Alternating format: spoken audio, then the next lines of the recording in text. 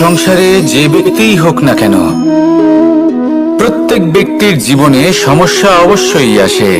এমন কিছু মানুষ আছেন, যদি তাদেরকে জিজ্ঞেস করেন যে এমনটা ঠিক কেন হলো, তাহলে পুরো দোষটা তারা নিজেদের পরিস্থিতির ওপর ন্যস্ত করেন। যে আমি তো এমন একটা পরিস্থিতিতে ছিলাম, আমি কিভাবে কিছু করতাম, আমার কাছে আর কোনো বিকল্পই ছিল না। চলুন কথা বলা যাক মহাভারত নিয়ে। ভীষ্ম পিতামহ, ওনাকে জিজ্ঞেস করা হলো আপনি এরকম প্রতিজ্ঞা কেন করলেন। উনি বললেন যে আমি পরিস্থিতির অধীন হয়ে পড়েছিলাম, সেই জন্য।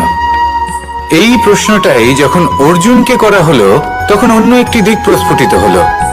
অর্জুন নিজের পরিস্থিতির কারণে জীবনে কখনোই বাধা পড়েননি। তিনি সিদ্ধান্ত নিয়েছিলেন সংঘর্ষ করার, সংসারের নিয়মের বিরুদ্ধাচারণ করার। এই সংসার